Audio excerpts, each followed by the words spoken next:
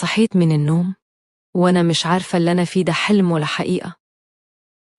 وفي اليوم ده لقيت ابني نايم جنبي. اتصدمت من اللي شفته، وانتوا عارفين الواحدة الست لما تكون نايمة في أوضتها بتبقى نايمة يعني بهدوم البيت، لبس البيت يعني. قمت قلت له: ايه ده يا ولد؟ ايه اللي انت بتعمله ده يا واد؟ انت اتجننت ولا جرى في عقلك حاجة؟ ده أنا أمك، وايه اللي انت بتحبه ده؟ لقيته بيقول لي: أصل يا ماما بصراحة. قلت له: بصراحة ايه وهباب ايه؟ ايه اللي انت بتعمله ده؟ انت تعمل معايا كده؟ ده أنا أمك اللي ربتك، حرام عليك تعمل معايا أنا كده. لقيته بيقول لي: معلش يا ماما، أصلي أنا بصراحة. قلت له: بصراحة؟ احكيلي بصراحة، ايه اللي يخليك تعمل معايا كده؟ قال: أصل أنا بقالي فترة بسمعك انتي وأبويا وانتوا في أوضة النوم، وأنا ما كنتش عارف ايه اللي بيحصل ولا ايه اللي انتوا بتعملوه، لحد ما طلعت من أوضتي وقعدت أسحب. رحت قدام باب أوضتكم وبصيت من خرم الباب، ولقيتكم بتعملوا حاجات غريبة. أنا بصراحة حبيت إني أجرب وأعمل زيه، علشان أشوف إيه اللي بيحصل للواحد بعد ما يعمل كده. قلت له: تجرب وتعمل زيه؟ أنت مجنون، أنت أكيد جرالك حاجة تعمل معايا أنا كده. قال لي: أنا بصراحة أجمد من أبويا. قلت له: أجمد من أبوك؟ وأنت عرفت إزاي بقى إن شاء الله إن عندك أجمد من أبوك؟ قال: أقل عرفته خلاص يا ماما، عرفت، بس بصراحة أنا حاسس نفسي أجمد من أبويا. قلت له: طب قوم من هنا بقى، قوم وبطل كلام فارغ، أنت أكيد جرالك حاجة، وأكيد جرى لمخك حاجة، قوم من هنا. وبصراحة استنيت لما ابني طلع من الأوضة، وأنا قعدت طول الليل أفكر في كلامه وهقول ما أقولش. ابن الشاب بيكون أجمد من أبوه، وإزاي عارف إنه أجمد من أبوه؟ معقول سمعنا وشاف اللي إحنا بنعمله؟ قعدت طول الليل أفكر في كلام ابني، ودماغي بتودي وبتجيب، ومش عارفة أعمل إيه وأتصرف إزاي، لحد ما النهار طلع عليا ورحت في النوم، وقعدت نايمة لحد ما جوزي جاء من الشغل، يعني بعد الظهر كده. أنا وجوزي بصراحة رحته بيروح وردية شغل بالليل وبيجي ورا الظهر. أنا ست جميلة وحلوة قوي، وأخدة بالي من نفسي ومن جسمي، يعني شايفة نفسي شوية ومتدلعة، وجوزي كان على قد في الموضوع ده، وأنا كنت راضية وساكتة. بس كلام ابني برجني وخلاني قاعدة أفكر كتير، وأفكر في الموضوع ده كتير، وإزاي هو أجمد من أبوه؟ معقول جوزي يكون على قد برضه؟ وجوزي لقاني بيصحيني من النوم بيقولي: معقول كل ده نوم؟ قلت له: مفيش، أنا بس لقيت نفسي تعبانة كده، وكمان كنت سهرانة بالليل شوية ورحت عليا نومة. هقوم أحضر لك الغداء أهو. لقيت جوزي بيقولي: تسهري من غيري؟ ما انتش عارفة تستنيني لحد ما أجي ونسهر أنا وانتي ونقضي شوية وقت حلوين؟ قلت له: خلاص بقى، إحنا فيها، أحضر لك الأكل ونتغدى أنا وانتي ونكمل قعدتنا مع بعض، علشان بصراحة كنت عايزة أتأكد من الموضوع ده ومن كلام ابني، عايزة أشوف أبوه جامد ولا لأ. كلام ابني مش راضي يطلع من دماغي. وفعلا اتغديت أنا وجوزي وقعدنا مع بعض، دخلنا أوضة النوم.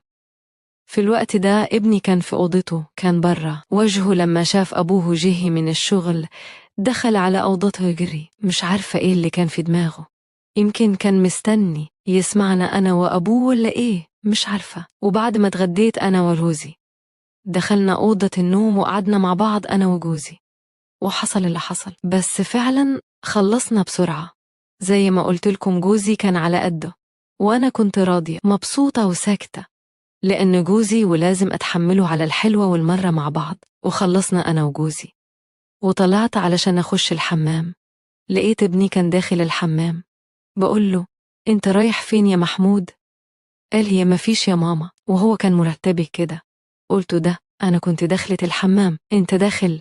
لقيته سابني ودخل أوضته جري. عرفت في الوقت ده إن هو سمعني أنا وأبوه، وشافنا كمان علشان كان مرتبك، وكان داخل الحمام ياخد دوش من بعد اللي شافه. أنا ابني ما كانش مظبوط، وقررت من هنا إني ألاقي حل. دخلت الحمام، خدت دوش، وبعد شوية لما طلعت لقيت ابني دخل ياخد دوش هو كمان، وجوزي نام، علشان زي ما قلت لكم بيشتغل بالليل وبيجي الصبح أو ورا الظهر. بدأت أخد بالي من ابني وبدأت أراقب تصرفاته. أنا بصراحة كنت في أوضة النوم وبسمع حركات ورا الباب، وبعرف إنه هو ابني لأنه هو معترف إنه بيسمعني أنا وأبوه، والحاجات دي كانت بتضايقني قوي. قررت من هنا إني أجوز ابني لأني شايفاه تعبان، بس كان رافض. قلت له: أنت شاب دلوقتي وعندك 22 سنة، مش عايز تتجوز ليه؟ أنا مش راضية أقول لأبوك علشان ما يعملش مشاكل معاك، ولا قلت له هيطردك من البيت. لقيته بيقول لي: معلش يا ماما، مش هتتكرر، بلاش تعرفي أبويا باللي بيحصل. وفعلا علشان ما يحصلش مشاكل بين جوزي وابنه ويتردوا برا، ما رضيتش أقوله على اللي بيحصل.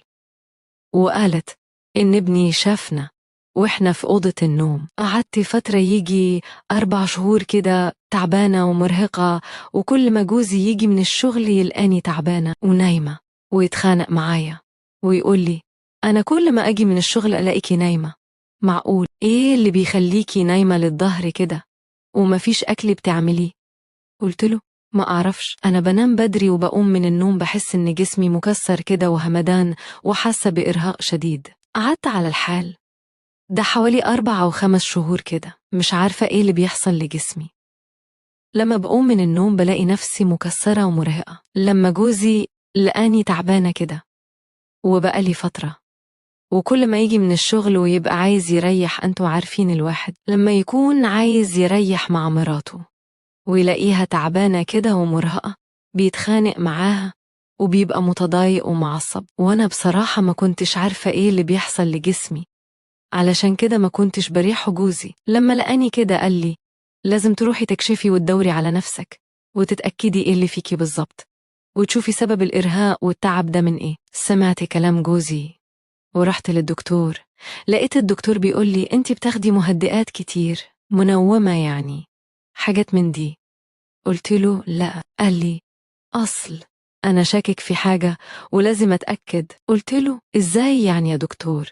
قال لي: بس روحي أعملي تحليل دم وتعالي لي في المعمل اللي تحتنا. وفعلا نزلت، عملت التحليل واستنيته لما طلع وأخذته وطلعت للدكتور. لقيت الدكتور بيقول لي: لا، ده أنت عندك كمية منوم في الدم، بتاخدي كمية رهيبة لأنك بتاخديه كل يوم. قلت له: إزاي باخده كل يوم؟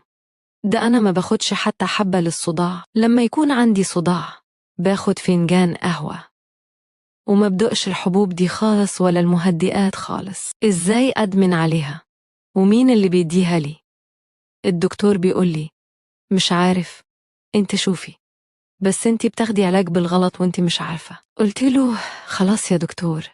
ومشيت وأنا منهارة، ومين اللي بيديني المهدئات دي والمنوم ده؟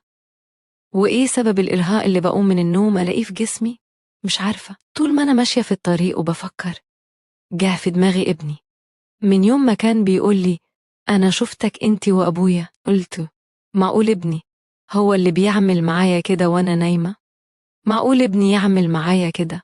بصراحة ما كنتش متخيلة الموقف اللي أنا فيه والضغط النفسي اللي كنت فيه، لأن بقالي فترة شايفة ابني مش مظبوط، دايما قاعد على التليفون وبيتفرج على حاجات، ولما يشوفني أخش الأوضة يقفل التليفون. ولما طلبت منه يتجوز قال لي: لا، أنا مش عايزة أتجوز دلوقتي يا ماما، أنا لسه قدامي مستقبل.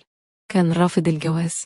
قلت لازم أتأكد. رحت البيت وكان ابني في الوقت ده في البيت، وجوزي في الليلة دي كان في الشغل زي ما قلت لكم في وردية بالليل، وأنا وابني لوحدنا. قبل ما أنام كان ابني عامل كوبايتين شاي، بس أنا بصراحة عملته قدامه اللي أنا شربته. وفعلا خدت كوباية الشاي ودخلت المطبخ، لقيته بيقول لي: يا ماما ما تتفضليش تشربي الشاي معايا هنا. قلت له: معلش، بس هشربه وأنا بشطف في المطبخ وبخلص شغل البيت قبل ما أنام. قال لي: خلاص اشربي الشاي قبل ما تنامي. وكان بيأكد عليا على شرب الشاي. في اليوم ده اتأكدت إنه هو فعلا بيحط لي حاجة، وكبيت الشاي في الحوض. كان هو في الوقت ده صاحي، ودخلت على أوضتي ونمت، عملت نفسي نايمة يعني. وبعد نص ساعة لقيت ابني داخل عليا من غير هدوم. في الوقت ده أنا كنت عاملة نفسي نايمة.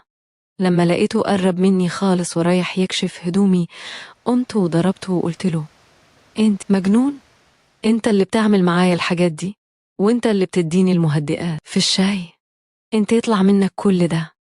لقيته قاعد يعيط ويبكي، وطالع جري من البيت ويقول لي وهو طالع: سامحيني يا ماما، سامحيني، حقك عليا، أنا ما كنتش أقصد إني أعمل معاكي كده. وابني طلع وساب البيت، وأنا كنت منهارة ومش عارفة أعمل إيه وأتصرف إزاي في المشكلة اللي أنا فيها دي. مش عارفة أقول لجوزي، هيتخانق معاه وهيطرده من البيت، ومعشتش أشوف ابني تاني. وبس في نفس الوقت ابني غلط ولازم يتعاقب. معقول أبلغ عن ابني وأضيع مستقبله؟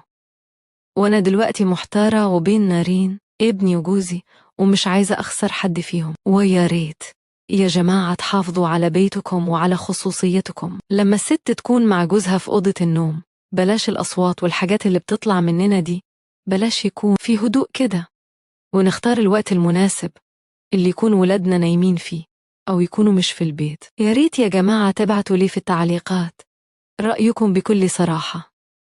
ولو عجبتكم حكايتنا النهاردة، يا ريت تدعمونا باللايك والاشتراك في القناة. ودمتم في أمان الله.